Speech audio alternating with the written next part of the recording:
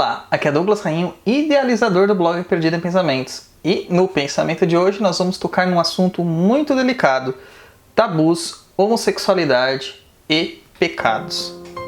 Vamos lá!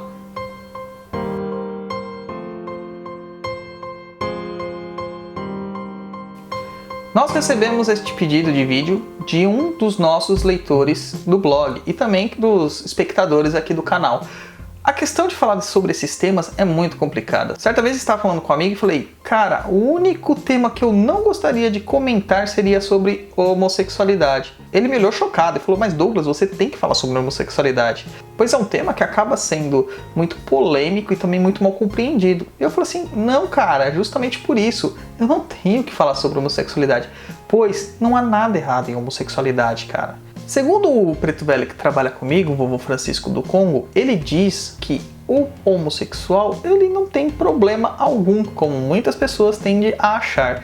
A questão é amor, é um amor desmedido que ele tem por pessoas do mesmo sexo. E qual o problema disso? Inclusive, ele muitas vezes diz que a pessoa não tem que se sentir culpada por isso, que ela tem que se sentir feliz, pois Deus a fez do jeito que ela é e ela veio perfeita. Todos nós somos perfeitos para Deus. Não há ninguém neste planeta que é feito fora da vontade do Senhor. A experiência que nós estamos experimentando, ela é fundamental para a nossa vivência.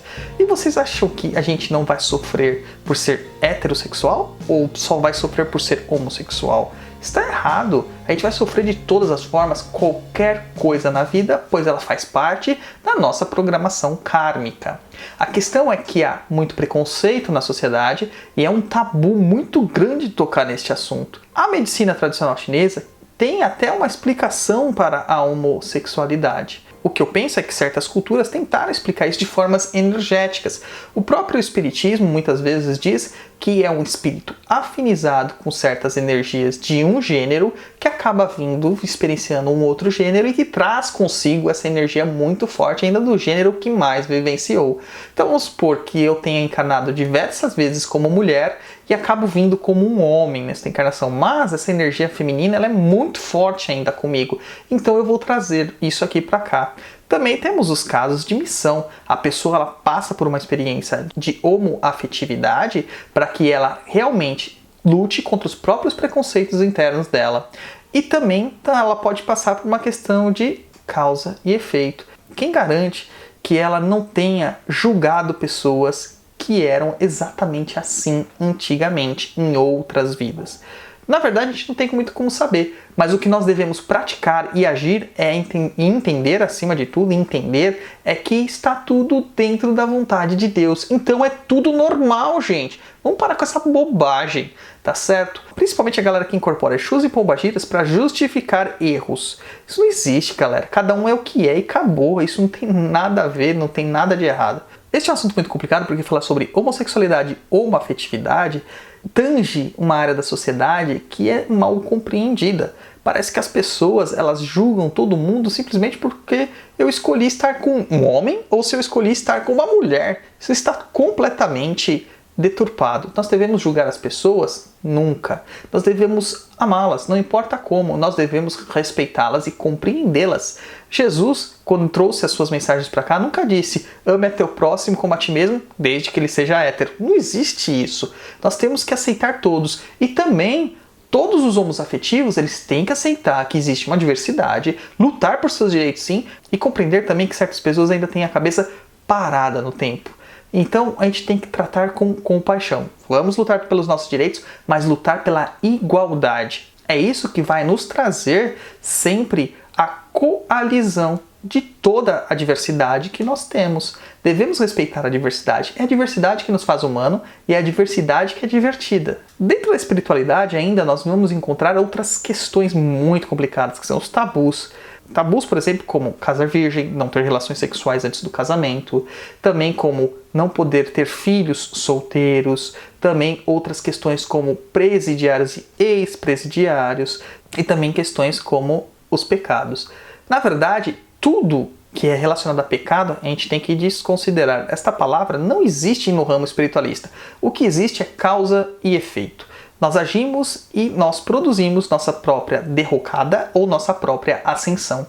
Então, se eu matei, eu vou pagar por isso, tanto materialmente quanto espiritualmente. Se eu roubei, a mesma coisa, e assim por diante. Agora, qual o pecado que há de fazer sexo antes do casamento? Desde que seja feito com respeito, desde que seja feito com prazer, desde que seja feito com amor e vontade. E amor que eu digo não é o amor maior, amor de momento. Às vezes você está ali querendo fazer uma comunhão carnal com alguém porque você tem uma grande paixão ali no momento. Você tem uma grande atração. Não há nada de errado desde que você respeite a você e respeite o seu parceiro. Não use a pessoa como um objeto sexual. Sempre assim. E outra questão são com os ex-presidiários. Eles erraram. Nós podemos ter medo deles, porque muitos deles acabam entrando na cadeia e saindo piores. Nós sabemos que os nossos presídios brasileiros, eles são verdadeiras fábricas de monstros. Eles destroem o cérebro, destroem a mente das pessoas que lá entram.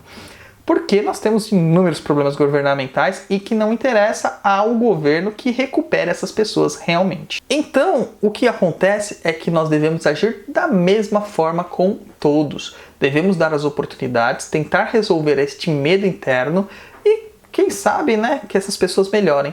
Um episódio do Fantástico causou uma certa polêmica ao exibir uma reportagem sobre um presídio no centro-oeste brasileiro que estava dando tratamentos holísticos para seus pacientes, reiki, cromoterapia, meditação e outras coisas mais, para tentar atenuar essas necessidades mais primitivas e essa brutalidade destes presos. E geralmente eles eram conduzidos por uma ONG para essas atividades. Isso causou uma comoção muito grande e até uma revolta da sociedade dizendo: poxa, mas aquela pessoa matou meu filho, matou meu sobrinho, como pode? Ele não merece, ele tem que sofrer e tudo mais. Esta polêmica deu até a origem a um texto lá do Perdidos que eu falei sobre a justiça e a vingança. Eu vou deixar o link aqui embaixo também na descrição do vídeo para que você possa ler depois. Eu considero essa uma questão muito benéfica, pois os presos estão tendo uma atenuação espiritual. Eles são pessoas como nós. Erraram sim, erraram muito, erraram feio, mas eles também têm a oportunidade do perdão, a oportunidade da redenção. Talvez eles não tenham a redenção nesta vida, mas isso pode atenuar ele para que no plano espiritual ele consiga se sensibilizar e que possa vir novamente como um espírito mais afim a questões sensíveis, não tão brutalizado. Pois imagine, um espírito desse que acaba sofrendo uma pena de morte, ele vai morrer revoltado e ele vai reencarnar revoltado, mesmo com todas as dificuldades que ele sofrerá. E possivelmente nós estamos criando um bandido pior. A questão aqui é trabalhar o perdão. Tanto com os tabus de todos os sentidos, seja o de gênero, seja o de orientação sexual, seja o de origem, seja o social, nós devemos evitar. A Umbanda justamente surgiu por isso, para dar voz a todo tipo de espírito sem preconceitos. E o que nós mais vemos hoje na senda espiritualista é preconceito. Então vamos parar com essa ideia passada, essa ideia retrógrada e vamos nos melhorar, galera? Para isso que nós procuramos uma senda espiritualista. Se não, desiste de religiosidade e vive sua vida materialista. Olho por olho, dente por dente. Ainda assim você tem esta opção, você tem seu livre-arbítrio. Então é isso aí. Eu agradeço muito a atenção de vocês e deixo aqui o meu último recado. Vamos nos repensar, nos construir do zero. Vamos tentar pelo menos, tirar esses dogmas das nossas cabeças e permitir que todos possamos viver em coalizão, em fraternidade. Esta é a ideia, tá? A Umbanda, ela não faz distinção de gênero, de orientação sexual, de classe social, de etnia, de nada. A Umbanda, ela é muito universalista. E se você faz parte da Umbanda, é isso também que é esperado de você. Então, vou deixando este último recado para vocês pensarem e agradecendo. Vou deixar aquele último recadinho de sempre. Se inscreva no nosso canal, compartilhe o vídeo, curta, comente. Nós queremos saber o que você está achando dos vídeos. Dê sugestões de pauta, como esta pauta que nos foi sugerida. E se ela não foi satisfatória, dá uma bronca lá em mim. Puxa minha orelha que eu refaço em um próximo pensamento. Tá ok? Também convido vocês a lerem o nosso blog, www.perdidoempensamentos.com, e também convido vocês a ouvirem nosso podcast, Caminhos Podcast. Todos os links se encontram na descrição do vídeo. Tá certo, galera? Meu muito obrigado e até mais.